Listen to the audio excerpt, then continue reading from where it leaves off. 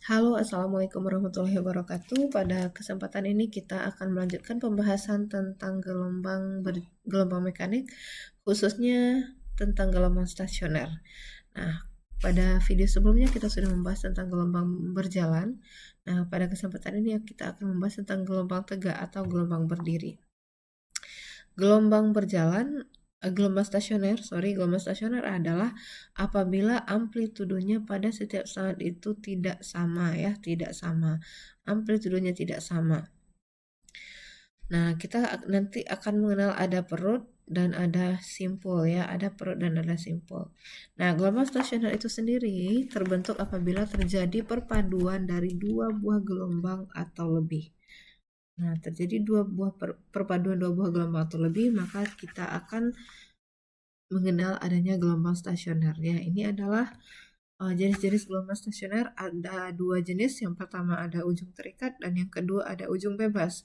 Ujung terikat apabila di ujungnya ini ada batas ya, ada batas di ujungnya. Nah, ini adalah awal gelombang, dia datang dari kiri. Kemudian di sini ada batas. Nah, nanti dia akan kembali ya, kembali ke posisi awal.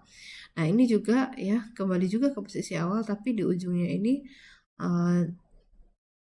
seperti ikatan longgar. Nah, kita sebutnya dengan ujung bebas. Dia tetap seperti tadi, datang dan kembali lagi. Nah, namun kalau kita gambarkan gelombangnya, dia mempunyai bentuk yang berbeda. Kalau ujung tetap, pada ujungnya ini terbentuk simpul ya. Sedangkan pada ujung bebas, di ujungnya tidak terbentuk simpul. Atau kita terbentuk perut.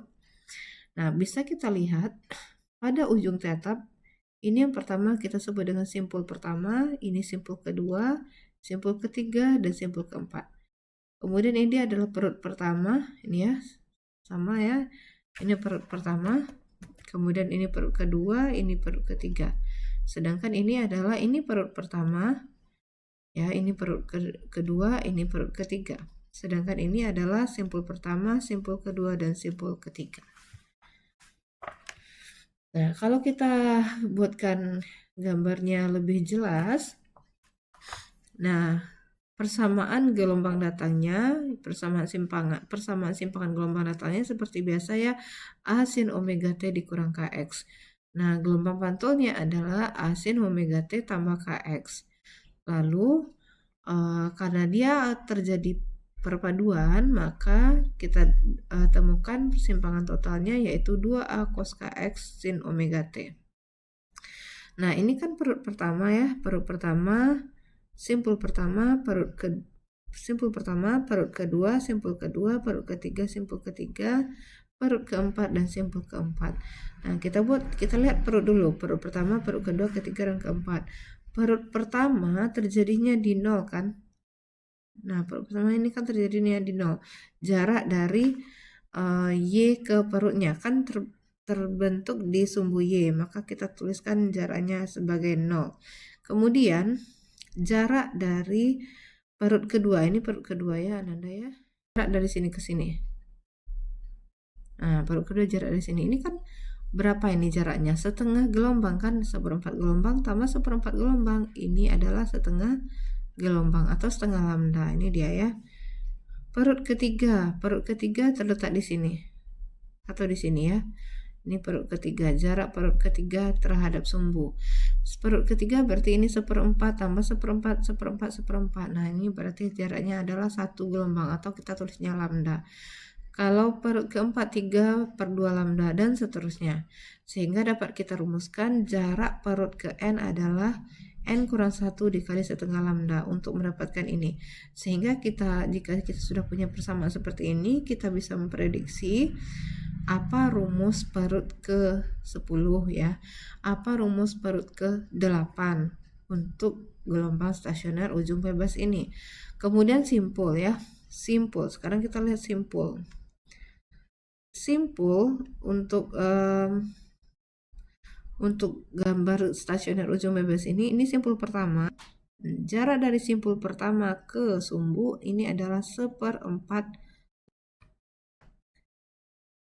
Nah, kemudian jarak dari simpul kedua ke sini, nah ya, dari sini ke sini, itu adalah 3/4 lambda. Ini dia ya, kalau kita tuliskan ini 3/4 lambda, ini 5/4 lambda, dan ini 7/4 lambda, dan seterusnya. Atau kita buatkan rumus simpul ke n adalah 2n kurang 1 dikali 1/4 lambda. Ini digunakan untuk memprediksi jarak simpul ke berapa. Dan ingat ya, bahwa jarak ini kita hitung terhadap ujung ya. Ini terhadap ujung, bukan terhadap pangkal. Kalau ditanya terhadap pangkal, berarti kamu tinggal kurangkan panjang talinya ini dengan jarak tertentu ya. Nah, bagaimana dengan gelombang stasioner ujung terikat? Kalau gelombang Nah, kemudian kita lihat ada gelombang stasioner ujung terikat. Ujung terikat berarti di ujungnya ini ada simpul, ini kita sebut simpul pertama, ini simpul kedua, ya, ini simpul kedua, ini simpul ketiga, dan seterusnya sampai ke belakang. Nah, jarak dari perut gelombang, ini perutnya ya, ini perutnya, perut pertama, ini perut kedua. Jarak dari simpul pertama ke sumbu itu adalah 0 ya, jarak simpul pertama 0. Kemudian jarak simpul kedua itu setengah lambda, ini ya. Setengah lambda, kemudian jarak yang ketiga ini adalah 1 lambda, sehingga rumus untuk jarak simpul itu adalah setengah n ya, setengah n dikali lambda, setengah n dikali lambda. Sedangkan jarak perutnya adalah 2n tambah 1 dikali 1/4 lambda. Kemudian rumus amplitudonya adalah, amplitudo gabungannya adalah 2a sin 2pi per lambda dikali dengan x. Nah, pada gelombang stasioner ujung terikat, persamaan aslinya kan Y sama dengan 2a sin kx cos omega t dikurang kl ya.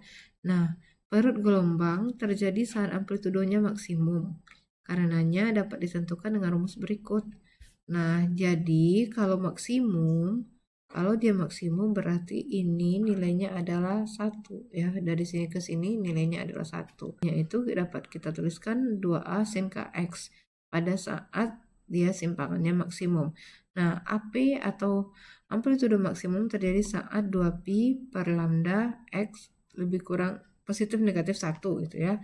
Sehingga x sama dengan 2n tambah 1 1/4 lambda.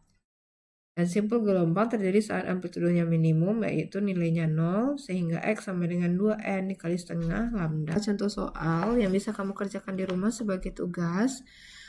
Namun di sini perlu kamu baca baik-baik bahwa yang diketahui adalah panjang tali ya. Panjang talinya itu adalah 75 cm. Nah, berarti dari pangkal ke ujung. Kemudian jarak perut kelima 25 cm ini dihitung dari titik asal getaran ya. Jangan lupa ini dari titik asal getaran. Sehingga kalau rumus kamu tadi itu adalah perut kelima kalau di sini ya. Perut kelima berarti kan jaraknya adalah 75 cm dikurang 25. Kenapa dikurang 25? Karena yang 25 itu dari titik asal. Sedangkan rumus perut kamu kan dari ujung getaran. Nah, gitu. Makanya dikurangi dari panjang tali. Berapa panjang gelombang yang terjadi? Berarti lambda yang ditanya ya. Yang B, berapa jarak simpul ketiga dari titik asal getaran? Nah, cari dulu jarak simpul ketiga dari ujung. Cari dulu jarak simpul ketiga dari ujung, baru kamu kurangi dengan panjang talinya tadi. Dari panjang talinya tadi 75 dikurang yang kamu dapatkan itu. Karena apa? Karena jarak yang diketahui di rumus itu adalah jarak dari ujung getaran ke titik yang mau kita cari tahu gitu.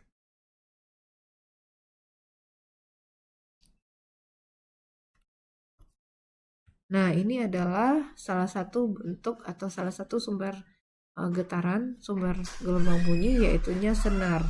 Nah, senar itu punya nada dasar itu adalah, frekuensi nada dasarnya adalah V per lambda 0 atau V per 2L. Lambdanya bisa diganti dengan 2L, L ini adalah panjang tali. Kemudian nada atas pertama kita tulisnya itu F1, V per lambda 1 atau V panjang tali. Nada atas kedua, frekuensi nada atas kedua itu 3V per 2L. Nada atas ketiga ya, ini 2V per L. Nah, kemudian panjang talinya itu kalau nggak diketahui kamu bisa cari dengan ini. L itu sama dengan setengah lambda 0. lambda 2 dan lambda 3 gitu. Nah, kemudian ada pipa organa. Pipa organa juga merupakan salah satu sumber gelombang ya, yang bentuknya itu menyerupai gelombang stasioner. Ini bisa kamu pedomani persamaan-persamaan ini. Dia ada perbedaan yang nyata antara pipa organa terbuka dengan pipa organa tertutup. Apa contohnya pipa organa terbuka? Pipa organa terbuka contohnya seperti seruling ya, sedangkan pipa organa tertutup contohnya seperti pionika. Nah, ini bedanya di nada atas ya. Nada atas mulai dari nada dasar sampai nada atas, dia itu beda ya. V per 2L, kalau ini V per 4L, V per L, 3V per L. Nah, sedangkan ini antara pipa organa terbuka dengan senar itu sama ya. Sama persamaan nada atasnya. Gitu. Ini silakan kamu hitung juga ya. Jawab juga pertanyaan ini. Ini berarti soal kedua dan ini soal ketiga. Jadi ada 3 soal yang harus kamu kerjakan. Oke, terima kasih atas perhatiannya. Kalau ada pertanyaan mohon disampaikan di grup WhatsApp untuk kita bahas lebih lanjut. Terima kasih.